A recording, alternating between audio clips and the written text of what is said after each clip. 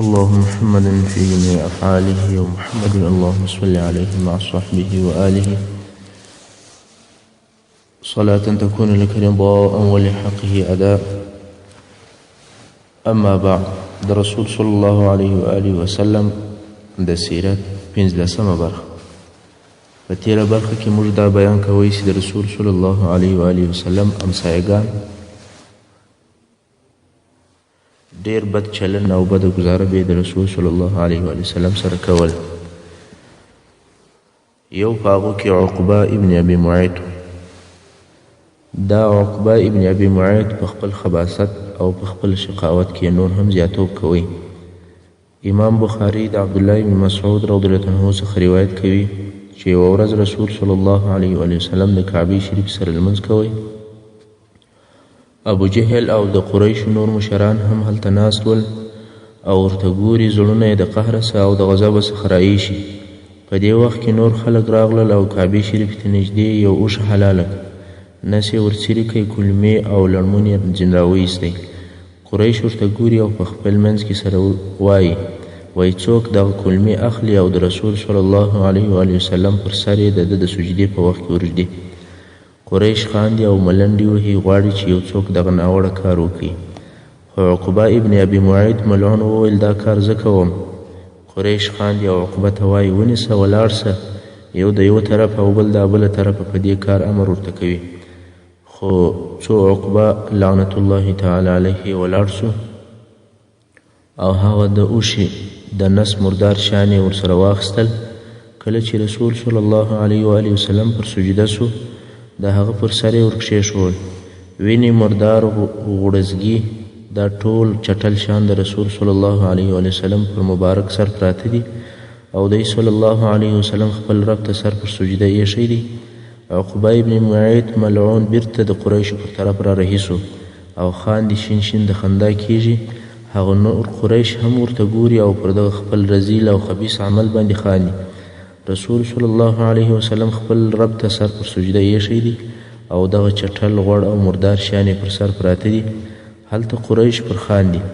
هغه څوک چې د دې حدیث روایت کوي هغه وایي چې قریش دومره وخندل چې د ډیرې خندا څخه یو پر بل باندې بیځان سره تکیه کوي. د ډیرې خندا څخه ځانونه نسوی تکیه کولی او دغه خندا یې ټول د رسول صلی الله علیه و وسلم پر هغه حالت و او رسول صلی الله علیه وسلم بې حرکت خپل رب ته سر پر سجده ایښی دی او د سجدې څخه نه راپورته کیږي. څو د رسول صلی الله علیه و وسلم کوچنۍ لور حضرت فاطمه رضی الله عنها راغله او په ژړا ژړا یې دغه کلمې د رسول صلی الله علیه و وسلم د سره څخه ایسته کړي. تاسې فکر وکړئ دغه قسم معامله د مکې مکرمې د یو سردار صادق الامین سره کېدل، بې له دې څخه چې نبي یا پیغمبر یا رسول ورته ووایي. خو د قریشو ژوند او اخلاق د هغه چا سره چې خلک د یوه رب و عبادت ته رابولي او د بتانو د عبادت څخه یې خلاصوي، دغه اندازې ته بده ګزاره یې رسېدلې وه. کله چې رسول صلی الله علیه و وسلم د لمانځه څخه فارغه سو او د هغو مردارو کلمو وینې، خیرې او غړزګي پر پراته ول، نو یې دوی ته وکتل او اشاره یې ورته وکول او ورته ویې ویل اللهم علیک بقریش. 3 وارې دغه جمله تکرار کړل او بیا یې د دوی نومونه یادول. اللهم علیک بابي جهل، اللهم علیک بعتبة ابن ربیعه وشیبه ابن ربیعه والولید ابن عتبه وأمیة ابن خلف وعقبه ابن ابو معیط. د دغو ناستو خلکو نومونه یې یادول، یو یو یې په نامه سره یاد کړل. راوي د حدیث وایي ټول هغه کسان چې رسول صلی الله علیه و وسلم نومونه یاد کړل، په والله ټول مې د بدر په فضا کې مړه او مردار سوي ولیدل. ټول هغه کسان چې د رسول صلی الله علیه وسلم په مقابل کې دغه بد عمل او ناوړه کار کړی و، ټول د بدر په ورځ مردار کړل سول او د دوی ناپاکه جسدونه په یو وچ څاه کې واچول سول. محترم اوریدونکو، تاسې ولیدل چې رسول صلی الله علیه وسلم څه وخت اشاره وکړه او څه وخت بیا قبوله سو. پس له کلو ټول ووژل سول. په دې کې و ټولو مسلمانانو ته اشاره او لارښوونه ده. کله چې دعا کوئ او د رب جل جلاله څخه یو شی غواړئ، تلوار به نه کوئ. دعا مو قبلیږي مګر وخت په الله پورې تعلق لري. رسول صلی الله علیه و وسلم فرمایي ولا يزال يستجاب للعبد ما لم يدع بإثم أو قطيعة رحم ما لم تستعجل. قيل يا رسول الله ما الاستعجال؟ قال يقول قد دعوت وقد دعوت فلم أرى يستجب لي فيستحسر عند ذلك ويدعو الدعاء. رواه مسلم. دا حدیث ترجمه دا ده چې رسول صلی الله علیه و سلم فرمایي همیشه د بنده دعا قبلیږي تر څو چې په ګناه یا د صلې رحمي په پرې کولو یې دعا نه وي کړې او تر څو چې تلوار ونه کوي. یو چا پوښتنه وکوله چې یا رسول الله تلوار څنګه وي؟ رسول صلی الله علیه وسلم وفرمایل هغه داسې چې یو څوک وایي دعا مې وکړه خو قبوله نه سوه، دلته نو د دعا څخه لاس واخلي او دعا پرېږدي. قبلېدل داسې نه دي چې پس له یوې ورځې یا یوې میاشتې یا باید نن او سبا مې کار وسي. قبلېدل ښایي پس له کلو وسي لکه د رسول صلی الله علیه وسلم سره چې په دغه حالت کې وسو. پس له کلو یې دغه دعا یا شرع قبوله سو. نو کله چې د رسول صلی الله علیه وسلم دعا کلونه په بر کې نیسي نو د نورو خلکو په باره کې څه فکر کوئ؟ مقصد دا چې دعاوې کوئ هر څه چې د الله څخه غواړئ ویې غواړئ مګر تلوار مه کوئ. که چا تلوار کوئ دعا یې نه قبلیږي، ځکه د حدیث لفظ هم داسې دی یستجاب للعبد ما لم یستعجل، یعنې ستاسې څخه د هر یوه دعا قبلیږي تر څو چې تلوار ونه کړي. موږ مخکې د هغو ازارو بیان کوئ چې د مشرکانو د طرفه و رسول صلی الله علیه وسلم ته ورکول کېدل. اوس هغه بحث بیرته پسې پوره کوو. امیه ابن خلف چې دی هم د قریشو د رئیسانو څخه و، د رسول صلی الله علیه وسلم په غیاب کې چې به پر هغه صلی الله علیه وسلم هر بد ویل هغه خو یې ویل، خو کله چې به رسول صلی الله علیه وسلم ولیدی په ښکاره سره به هم او بد او پوچ ورته ویل. د الله جل جلاله دغه قول چې په سورة همزه کې فرمایي اعوذ بالله من الشیطان الرجیم ویل لکل همزة لمزه، دغه د امیه ابن خلف په باره کې نازل شوی دی. ابن هشام رحمه الله فرمایي چې همزه هغه څوک دی چې په ښکاره سره یو چاته پوچ او فحش او بد وایي او په سترګو کږې وږې اشارې هم ورسره کوي، چشمکان وهي. او لمزه هغه چاته ویل کېږي چې د یو چا په غیاب کې یعنې د هغه تر شا پر هغه باندې عیبونه وایي او په خبرو یې ازاروي. نو دغه کسان لره دي که امیه ابن خلف دی او که بل څوک دی د ویل او د هلاک عذاب وي. مګر د امیه ابن خلف ورور ابی ابن خلف د کفارو د هغه جملې څخه و چې مسلمانانو سره ډیر زیات عداوت او دشمني درلودل. یوه ورځ رسول صلی الله علیه وسلم ته ورغلی او یو زوړ پخوانی هډوکی یې په لاس کې و. داسې زوړ هډوکی و چې بالکل وروست او شړېدلی و. دغه هډوکی یې مات کړئ او په ورغوي کې یې سره وموښئ څو داسې سو لکه اوړه. بیا یې دغه اوړه د رسول صلی الله علیه وسلم مبارک پر مخ ور وپاشل او رسول صلی الله علیه وسلم ته وویل ته وایې چې الله موږ د دغو اوړو یا د دغو ایرو څخه بیا راژوندي کوي؟ څوک پس له مرګه موږ بیرته راژوندي کولی شي؟ پس له دغه څخه چې موږ دغسې ایرې سو لکه دغه هډوکي بیا راژوندي کېدلی سو؟ په دې باره کې د الله جل جلاله دا قول نازل شو. په سورة یاسین 88 نمبر آیت کې الله جل جلاله فرمایي اعوذ بالله من الشیطان الرجیم وضرب لنا مثلا ونسي خلقه قال من يحيي العظام وهي رميم، یعنی موږ ته یې د وراسته شړېدلي هډوکي مثال راوړی او خپل پیدایش یې هېر کړی دی. دی وایي څوک به دغه هډوکي ژوندي کړي؟ حال دا دی چې دغه هډوکي وراسته او شړېدلي. په بل آیت کې الله پسې فرمایي قل یحییها الذي انشأها اول مرة وهو بكل خلق علیم. یا محمد صلی الله علیه وسلم دته ووایه چې بیا یې هغه قادر مطلق ذات را ژوندي کوي چې اول وار یې پیدا کړي او بېشکه دغه الله پر هر قسم پیدایش باندې ښه عالم دی، که نوی پیدا کول وي او که زاړه. سبحان الله، هغه ذات چې اول وار یې د هیڅ څخه پیدا کړي دویم وار هم بیا پر هغه باندې دا پیدا کېدل اسانه دي. دغه آیتونه د دې ابی ابن خلف کافر د دغه عمل په باره کې نازل شول. عقبه ابن ابي معيط چې دی هم د قریشو او مشرکانو د مشرانو څخه و، د دې دپاره چې د مسلمانانو او مشرکانو په مابینځ کې دغه دښمني او د دشمنۍ څخه ډکه معامله او ګزاره لږ څه ارامه شي. یوه ورځ رسول صلی الله علیه و وسلم میلمه کوي. کله چې خواړه راوړل سول، رسول صلی الله علیه و وسلم د خوړو د خوړلو څخه انکار وکړ، ول ډوډۍ نه خورم. د کور خاوند عقبه ابن ابو معیط ورته وویل چې خواړه در واخله، خو رسول صلی الله علیه وسلم ویا نه خورم، تر هغو به ستا خواړه ونه خورم چې ته ونه وایه چې اشهد ان لا اله الا الله وانی رسول الله. عقبه چې هر څه کوشش وکړي چې رسول صلی الله علیه وسلم خواړه وخوري، مګر رسول صلی الله علیه وسلم د ډوډۍ خوړلو دپاره دغه شرط کښېښوی. دا ځکه چې رسول صلی الله علیه وسلم امید و که عقبه دغه د شهادت کلمې مراعتا هم ووایي، په نتیجه کې به یې مسلمان سي. لکه حمزه رضی الله عنه چې ابو جهل ته وویل ته محمد ته ښکنځل کوې صلی الله علیه وسلم او زه د هغه پر دین یم. دا خبره د حمزه رضی الله عنه تر خولې بې ارادې راووتله، خو بیا د دغې خپلې خبرې په واسطه مسلمان سو. د حمزه رضی الله عنه د اسلام کیسه به وروسته په تفصیل سره درته بیان سي. اوس هم د رسول صلی الله علیه وسلم دا امید و چې که چیرې عقبه مراعتا د رسول صلی الله علیه وسلم د ډوډۍ خوړلو دپاره د شهادت کلمې ووایي، خو ښایي اخر مسلمان سي.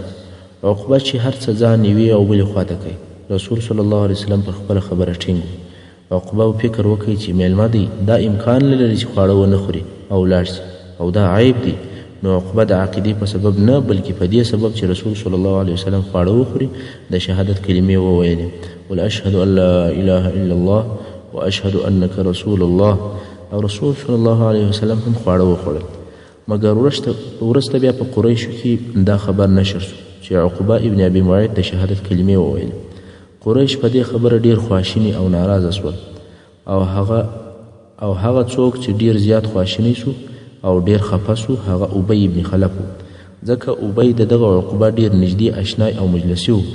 نو ابی و عقبه ته ورغلی او ورته ویې ویل زما مخ پر تا حرام دی، نه خبرې در سر کوم او نه دې اشنا یم، تر څو چې د محمد صلی الله علیه وسلم پر مخ ورتونه کې د هغه دپاره دې د شهادت کلمې وویلې، خو زما شرط بیا دا دی چې پر مخ به یې ورتوکې. که تا دغه کار وکړئ هغه وخت بیا خبرې در سر کوم. اوس عقبه په حیرت او په تردد کې دې څه وکړه. هر څه کوشش یې وکړئ چې ابی بې له دغه شرط راضي او خوشحاله کړي او د دغه شرط څخه ځان خلاص کړي، خو فایده یې نه کوله. ابی پر خپله خبره ټینګ ولاړ دی.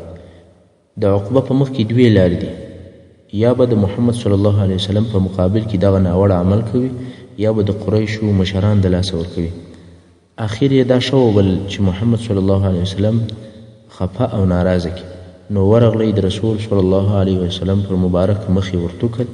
رسول صلی الله علیه وسلم چپ او پټه خوله و، هیڅ یې نه ورته وویل.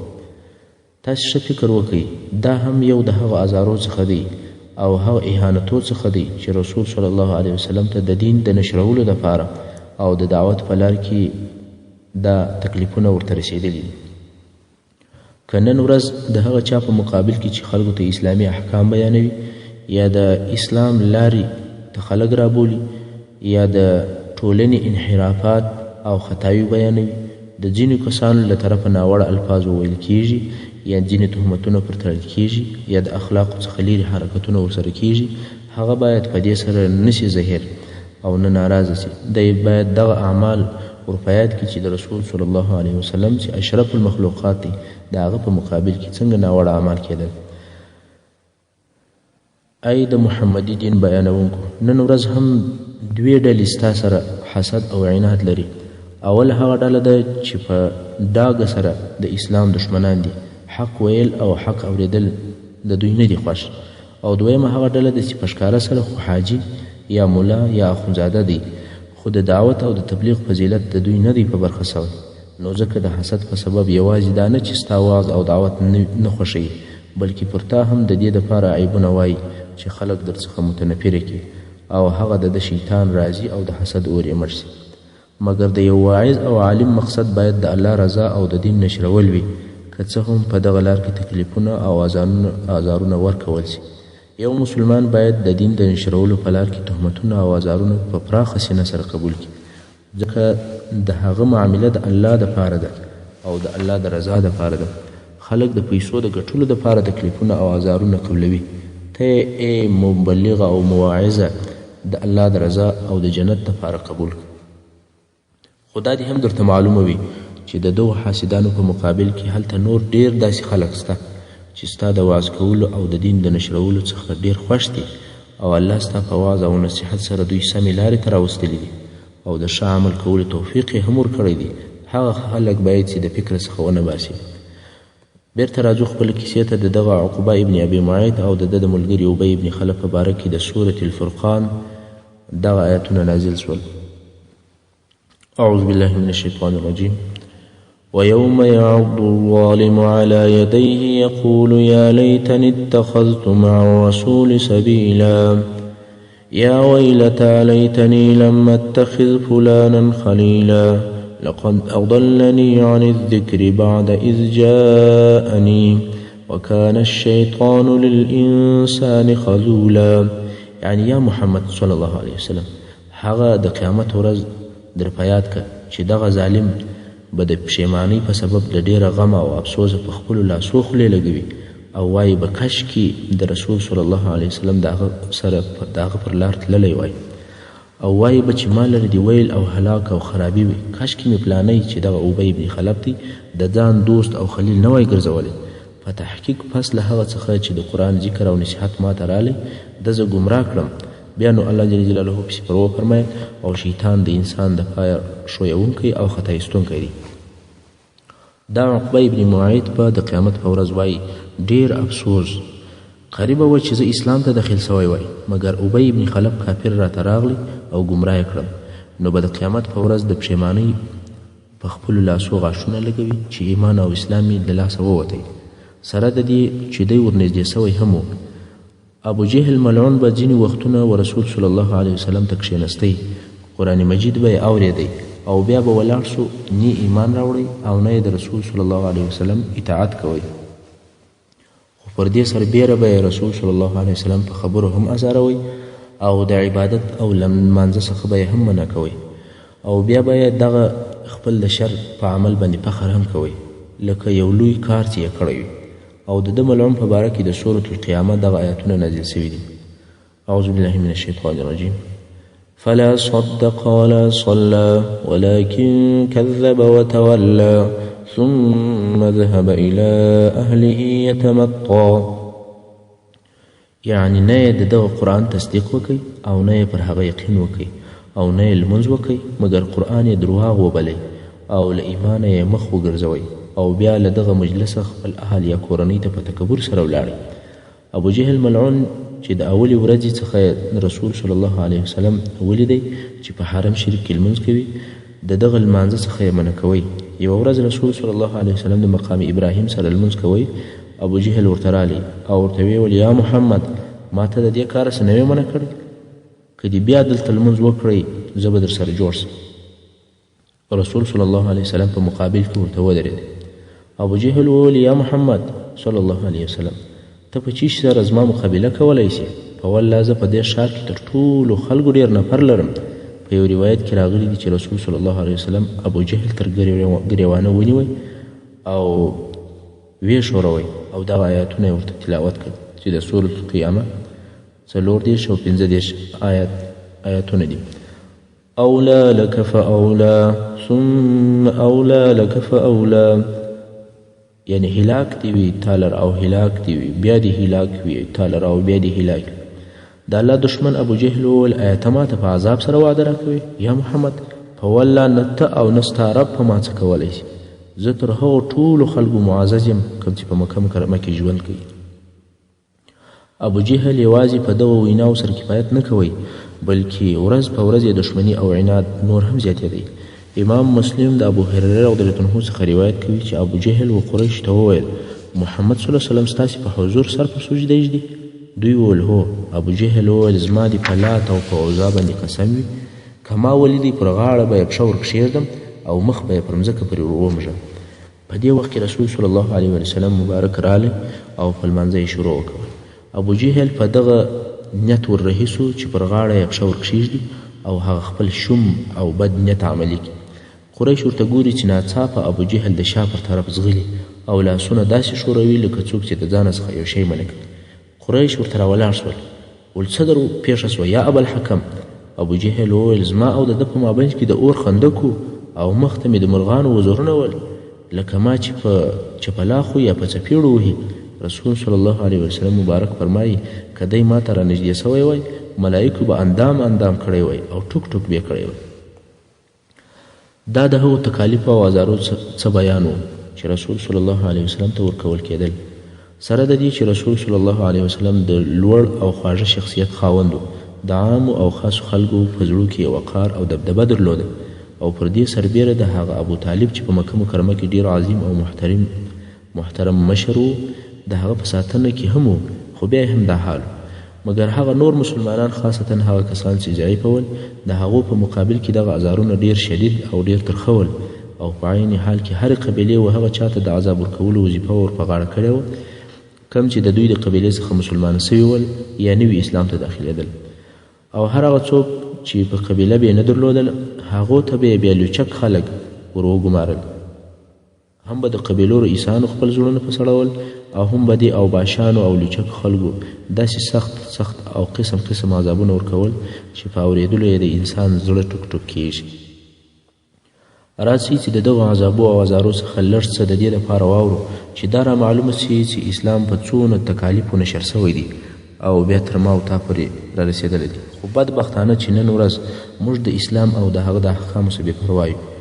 ابوجهل چې به د هر چا د اسلام د راوړلو واورېدل که به هغه سړی د قوم او د شرف خاوند نو به خبر ورکوي یا په اوسنۍ اصطلاح اخطار به ورکوي، ورته ویل به سړی خبر اوسه په مال او په عزت کې به دونه تاوان در ورسوم چې ته به توان او طاقت نه لرې.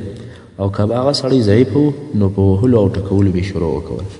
عثمان ابن عفان رضی الله عنه مبارک چې مسلمان شو د ده اکا به په هغه بوریا کې وپیچئ چې د خرما د ونې د پاڼو څخه به جوړه سوې وه او بیا به یې د کښته څخه دود ورته جوړ کړي. عثمان رضی الله عنه به په دې بوریا کې پیچلی او دغه دوده به ورته لاندې دودېدله او دوده به ورکول کېدل. مصعب ابن عمیر رضی الله عنه مبارک چې ډېر نازولی او ډېر پیشني ځوان و په ناز او په نعمت کې لوی سوی و. کله چې د ده مور د ده په اسلام خبره سوه خواړه یې ځینمنه کړل او د کوره څخه یې وایستی. دغه نازولی مصعب ابن عمیر د تکالیف او د زحمتو څخه داسې پوست واچوئ لکه مار چې څنګه پوست اچوي. محترم اوریدونکو څه په دقت سره دغو ازارو ته او د دې و صبر او تحمل ته متوجه سئ. یو هم د هغو کسانو څخه سخت ازارونه او تکلیفونه ورکول سوي دي حضرت بلال حبشي رضی الله عنه دی چې دا د امیه ابن خلف مریی و.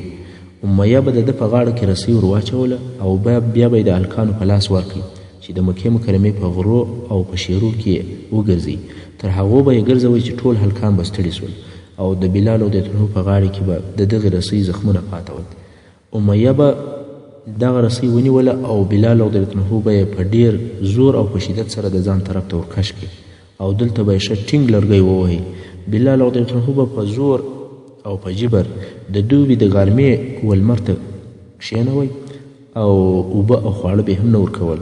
او تر دې ټولو اشد عذاب دا و چې بلال رضی الله عنه به یې تر مکې مکرمې د باندې غرو او شیلو ته وایستی پر هغه مځکه چې د لمر په حرارت به دونه توده سوې وه چې غوښه پر کبابېدې. دا خبره هغه چا ته معلومیږي چې د مکې مکرمې ګرمۍ لیدلې وي نو به یې پر دغه ګرمه او سوځونکې مځکه لڅ بېله کالو پرېایستی او بیا به یې یو لو او درنه ډبره چې په څو نفرو به یې راپورته کړله د بلال رضی الله عنه پر جګر به یې ورکښېښول او بیا به یې ورته وویل په والله تر هغو به دې دغسې په عذابوو چې یا به مرې یا به د محمد صلی الله علیه وسلم له دینه انکار کوي د لات او د عزا بتانو عبادت به کوي. خو حضرت بلال رضی الله عنه په دغه حال کې فقط دغه یوه جمله ویله احد احد احد احد. په وروسته کې د بلال رضی الله عنه څخه پوښتنه وسوه چې د دغه جملې سر او سبب څه و، تا ولې دغه یوه جمله اختیار کړې وه چې احد احد؟